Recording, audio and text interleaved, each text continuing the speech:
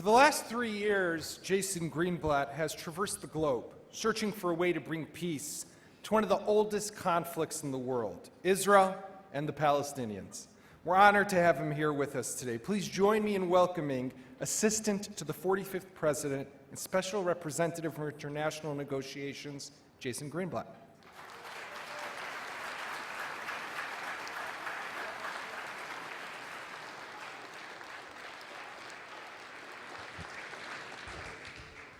Jason, thanks for joining us today. Thank you for having me. We're glad to Happy have you. Father's Day to everybody here. Yes, and to you. Thank you. Father of triplets, if I'm not mistaken. Father of 6 kids, including 20-year-old triplets, right. who are somewhere in the audience, so I'll give them a shout out. We're glad to have them. So I figured we'll start with something simple, okay? When's the plan coming out? So it's no secret that the Israeli elections have certainly put a new thought into our head.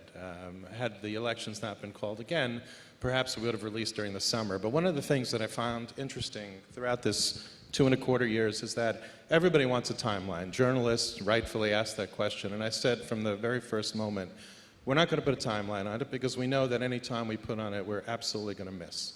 And we did finally. The president put a timeline in September of 2018 at UNGA, and he said he hoped to release it within 4 months, and then Israel called an election, so we were delayed. And then we said we didn't give a timeline again other than to say after Ramadan, Shavuot, and the Israeli government coalition. And we missed that timeline again, obviously. But wait and see what we have. You missed that because of Israel's new election. I don't think we haven't made a decision instability on whether to delay now until potentially November 6th. But I think the logic would still dictate that if we wanted to wait until a new government is formed, we really do have to wait until potentially as late as November 6th. But we'll decide that after Bahrain. Right now we're focused on Bahrain. It's very exciting. It's a milestone achievement, I think, to have this conference. So we'll talk about Bahrain, but before that, just again about the timing. So people will tell you that September 17th are elections in Israel. Until there's a government, at the earliest, at the end of October, beginning of November, President Trump will already be deep into his re-election campaign for 2020. Is there even room for there to be a Middle East peace plan rolled out?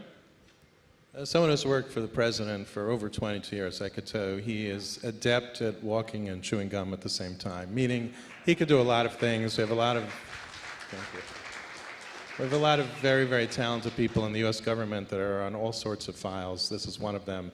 And we don't think an election campaign would stop progress on something that we want to try to move along. So, you mentioned the president, his ability to multitask. I think a question that I'm curious about, and probably other people, is does he really delve into these issues? Is he involved in the detail? Have you guys your team presented the plan to him? How much involvement and input is he giving? He's absolutely involved. He's been briefed many times. With significant changes, we brief him again. And what's interesting is you have a team in Jared Kushner, David Friedman, and myself who have worked with the president for so many years, who know him well, so we could brief him when we need to brief him. He supports the ideas that are in the plan. And of course, we would never release anything that doesn't have his absolute commitment. So let's talk about Bahrain. That's coming up towards the end of the month. And it's basically a conference that's meant to raise funds and to lead to economic improvement on the Palestinian side. But the Palestinians are boycotting this. They're saying they're not going to come. And you have a piece today on CNN that basically calls out Saeb Erekat and says to him, with all due respect, this is a long-time Palestinian negotiator. What you've been doing is not leading to peace. Instead of being, again, intransigent, maybe come to the table, help us out in Bahrain. But if they don't come, what's there even to talk about here if there are no Palestinians at the table? So one of the reasons for the CNN piece is Saeb Erekat and others are distorting our message. They're saying essentially that the Bahrain conference is about buying the Palestinians off. Absolutely not true. They're saying that nobody has the right to negotiate for the Palestinians. We accept that. Only the Palestinians can negotiate for themselves. And they say that nobody should be talking about Palestinian money, but the Bahrain conference is not about Palestinian money. The Bahrain conference is about unveiling something that Jared and a lot of economic folks at the U.S. government, National Security Council, State Department, private sector folks, international organizations have worked on to show what can happen with the Palestinian economy if there is a peace agreement. We understand completely that there is no economic vision that'll work without a peace agreement, but we also want to make the point that there will be no peace agreement that works without a true economic vision. We're trying to break the cycle of aid and dependency and create an economy. They work hand in hand, and the timing is such that we're releasing this economic vision first. The political vision will come later, but it's absolutely untrue that we are only reaching for economic peace. So when you talk about the diplomatic or the political side of that plan, what is it? Is it a one state? Is it a two states? Is it three states? Ambassador Friedman, your colleague, recently hinted in a New York Times interview last week at the possibility that the administration would deem Israeli annexation of certain settlements or parts of the West Bank as legitimate. So is that really true? Can Israel annex territory? I'll break the question apart in two parts. One is, what is in the plan? We've done, I'll pat ourselves on the back, we've done a remarkable job for 2.25 years not revealing a single detail of the plan. So anything that you guys have... this is a great opportunity right here, I think. Yeah. Anything you guys have read about, there are times when we do push back on certain details that we find damaging, but for the most part, we are unwilling to share it, and I'll explain why. If we share any particular detail that somebody is against, that person is just going to use it to their advantage and undermine everything. We're holding something extraordinarily delicate in our hands. We understand the significant challenge of making progress on it and hopefully, but we don't know, achieving something. And we felt after seeing the efforts of the past, if we keep a tight lid on it, we increase the possibility of success. So that's why I'm, unfortunately, with respect, not going to answer the first question. As far as what David said in the New York Times interview, I would focus on what he said as opposed to the headline in the article and what the New York Times and others have interpreted that he said, and I'll leave it at that. So that means that Israel has a right to the land of Judea and Samaria and parts of the West Bank? I will let David's comments stand for themselves. I think he said them elegantly, and I support his comment. Okay, so if I go back to the Palestinians for a moment, are they their own worst enemy? It seems that they are constantly, there's complete lack of engagement between you guys and the Palestinian Authority. I mean, you tweet at them occasionally, they tweet at you, you write these op-eds, they interview against you. There's not a real dialogue, it doesn't seem, that's taking place. And it seems that it's because of them. They're refusing to sit down with you or your colleagues, right? It's such an important question. So let's talk about two kinds of Palestinians. Palestinian leadership, which we engaged with throughout 2017, and we pretty much went as far as we were able to go with them by the time of the Jerusalem announcement. And I won't get into all of the president's accomplishments. I think Ayelet Shaked did a great job explaining who President Trump is for Israel. Now she's has yet to run, so Sarah Sanders stepped down, right? Maybe you could hire Ayelet Shaked as the spokesperson for the president. She was a great spokesperson for the president. I think that the Palestinian leadership negotiating style is such that they explain what they want, and they're unwilling to engage beyond that. That doesn't mean they're not willing to compromise, but they have a certain style of negotiating. So for anybody who says we didn't engage with the Palestinian Authority, we did for a year. We understand all of their wishes, their desires, their methods, and that's fine. During 2017 and all of 2018 and 2019, I've had, and Jared has had, so many conversations with Palestinians. Palestinians who, I don't want to pretend for a second, don't desire many of the things their leadership wants. They don't come to my office and thank me for the Jerusalem announcement or moving the embassy, obviously. They explain what they're looking for in terms of a state, in terms of other desires, but they are grateful that the president is focused on this. They want a better future. They're frustrated terribly with their leadership. The problem is, when they leave my office, they say, please don't tweet about this meeting. And that's unfortunate, but I respect that. You see I'm very active on Twitter. Anybody who wants to learn about our administration's approach to Israel and to the conflict, it's all on Twitter. But the reason there's a piece missing is that out of respect to the Palestinian people who meet me, all those conversations are not there.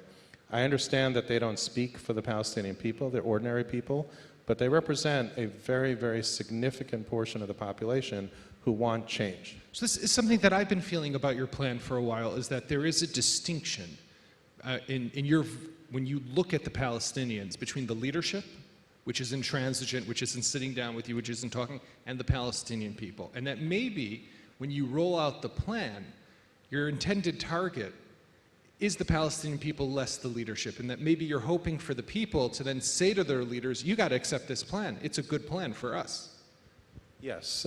Look, we're not looking for a regime change, and we understand that there's a leadership there that gets to make decisions, whether there should be a new election or not. I'll stay out of the politics of the Palestinian Authority.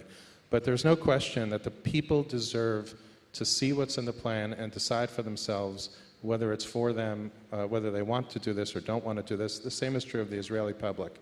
One of the things that keeps me going on this file, despite its many challenges, if you don't mind, I'm just going to pull something out of my wallet that I carry around. This is from a meeting I had in Israel very recently with a Palestinian. He wrote me this note, and I carried around sort of for moral support. Just bear with me a second. Dear Jason, I want to thank you for taking the time out to see me earlier today. I know how packed your schedule was, and I appreciate it very much. I wish you a pleasant journey home and a lovely Shabbat with your family. Also, I am very proud of having your friendship and cherish it very much. May God be with you in your efforts to making our region and the world a safer place. These are the messages that I hear from Palestinians all the time. This is not a guy who was happy with any of our policies. He's upset with our policies. He wants to state all the things you would expect him to say, but this is how he feels, and this is what I hear all the time. You know, you've been working on this plan for 2+ years now, right? And we heard the recording that Secretary Pompeo said of his voice from a meeting with Jewish leaders just about 2 weeks ago. It was leaked to the Washington Post. And he said, among other things, that he's skeptical the deal will work. One might argue that it's unexecutable and might not gain traction. How does that make you feel? First, let me address the leak. I've done a lot of these off-the-record Q&As. I know today's is on the record. Shame on the person who leaked that. It's incredibly disrespectful to Secretary Pompeo, to the U.S. government. If you're going to go to a Q&A, thank you. If you're going to go to a Q&A that's off the record, then you better honor that Q&A. In fact, I've done, at this point, I've probably spoken in front of 1,500 to 2,000 people off the record, never had a leak. So it's really, it's very unfortunate.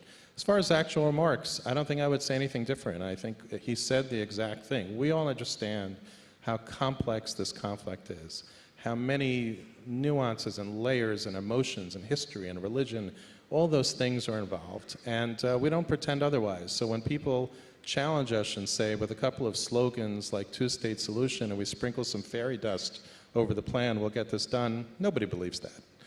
None of the leaders believe that either. So I think what he said is exactly on point. But do you understand where the Palestinians come from when they say, for example, you got 3 Orthodox Jewish men, Jason Greenblatt, David Friedman, Jared Kushner, who are the point people on the Israeli-Palestinian portfolio. You've moved the embassy, you've recognized Jerusalem, you've recognized the Golan Heights, you cut off funding to UNRWA. From their perspective, not that I have too much sympathy, but from their perspective, it seems that they're, being surrounded or under assault. Do you have any sympathy for that? On the religious part, I would say the message that I get is the exact opposite. Whether from Palestinians or Arabs in the region, they're enormously respectful of me being an observant Jew. And we understand each other immediately because as a religious person, I understand their religious issues.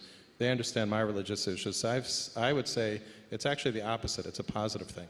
As far as the decisions themselves, each of them was either grounded in U.S. law or for the benefit of the U.S. or for the benefit of the U.S. taxpayer. I know when you combine them together, it looks like we are fighting the Palestinian people. It's not true. The Jerusalem announcement was something that Congress voted on. It's a law of our country that other candidates had promised, and only President Trump had the courage to actually come through with his promise.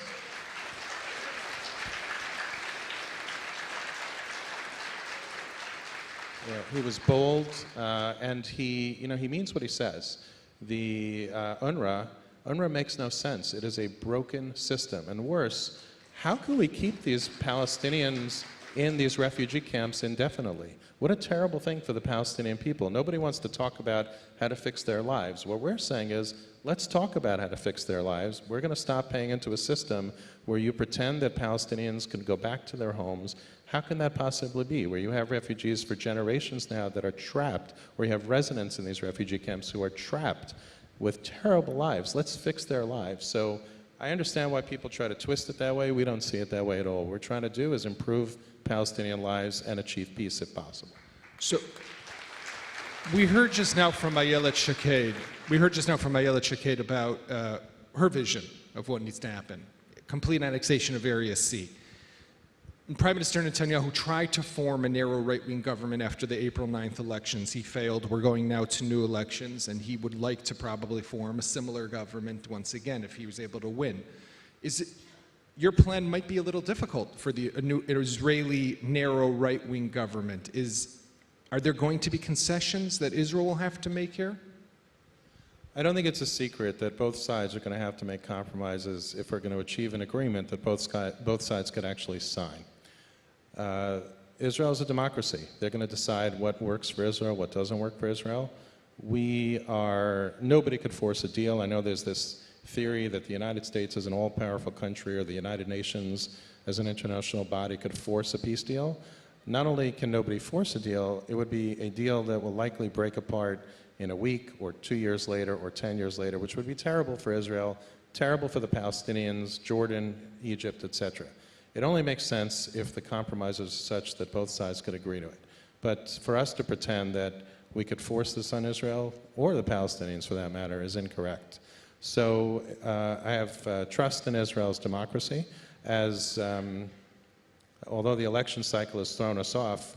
It's a democracy. Thank God they have a democracy. So. But are these tough concessions? Are they not tough? Like, what can you give us a little insights into the type of concessions that Israel might be asked? I don't live there. I don't put my life on the line. It's not for me to say whether they're tough or not. I just have respect for the government of Israel to analyze it and see, are these the right package of concessions for Israel to make in exchange for what could be a historic agreement? And you recognize that it could lead to political instability in Israel. In other words, your plan might have that effect. You're aware. I think no achievement like this could happen without a lot of jockeying. And it's, on both sides and the region. Don't think we don't have to lasso lots of other countries to help us get through it. But if we don't strive to do it, then that's a shame. If we strive to do it and actually succeed, think about the millions and millions of people's lives who will be enhanced if we're successful. And based on your work that you've done, and you've met with all the previous peace negotiators, you've studied all the previous plans from the Clinton days and on, and maybe even before, would you say this is the last real chance? If this doesn't work, is there another hurrah? Is there another opportunity? Or is this it, from your perspective? Not because it's you, but just we've tried everything, and maybe it's just not possible? I think about that a lot. I think it is a failure will put this in the box for a long time. I look at things through the eyes of a dad. So when I sit with Palestinians, I say to them, if they have kids around the same age as my kids, I want a better life for your kids. Imagine if we fail, what's going to happen? Your child is going to grow up and have the same life that you had, which isn't what you want. So I'd like to think the answer is no, but I do think it'll put it away for a while, and that would be a tragedy for the Palestinian people. Do the Israelis get it? Say it again? Do the Israelis understand that it would also be a tragedy? I think it depends who I speak to in the Israeli society. What I like, and similar to the note that I read from the Palestinian, the other thing that keeps me going is when I go to the Kotel to pray, a cross-section of Israelis come up to me, religious, not religious, doesn't matter what their background is, to thank me not only for all that President Trump has done for Israel, but also for all the effort that this administration is making toward peace. They're understandably deeply skeptical. Everybody's skeptical. But they're grateful that the administration is trying to see if we can figure out a way out of this. So, in the short time we have left, I just want to turn to you for a second to the region. You've traveled a lot throughout the Gulf. We've seen this realignment that's taking place, ties that Israel did not have before with some of these states, these Arab states in the Persian Gulf. You've been instrumental in making some of those connections. Would you say that a new era is upon us? I would, though I wouldn't overstate it. So when I started, I like to refer to this article in the New York Times. It was by Mark Landler. It was a really good article, but I don't know if he coined this phrase or someone else coined it before him, about the outside-in approach. And the theory was the Arab countries were joined together, forced the Palestinian Authority to sign a peace deal. The article came out roughly March of 17. I thought, okay, I'll be home for Passover. This is going to be easy. Clearly, that's not the case. There is a limit to how far they will go. Nobody is looking to sell out the Palestinians. The Arabs want to support the Palestinians. I think the Bahrain conference is an example of Arab support for the Palestinians, not to bypass the Palestinian Authority. I think that we will continue to see more and more steps, but I do think, like we can't force a peace deal, we are not going to force any country to go further than they're comfortable. These countries are allies of the United States. They will make decisions for themselves as far as how far they want to go, and it doesn't suit anybody to cause any kind of instability if we push too hard. Is it possible that if the deal's rolled out, the Palestinians say no, the Arab states will say, listen, Palestinians, we've given you a chance, you're not willing to come to the table, we're going to normalize ties with Israel? I think we have to wait and see. Okay. Good answer. Diplomat. Before all this happened, you were a lawyer for the Trump administration, of Trump company, sorry, not the administration. And I'm guessing that this change in career has also changed your life to a large extent. You work in Washington, D.C., probably get paid a little less working for the government than you used to get in the private sector. You're pushing a plan that to some parts of the Orthodox American Jewish community, they might not be so much in favor of it. Has this taken a toll at all? Well, certainly emotionally for my family. I mean, I should give a hakarat hatov, express deep gratitude to my wife and kids who are somewhere. I can't see them because of the lights.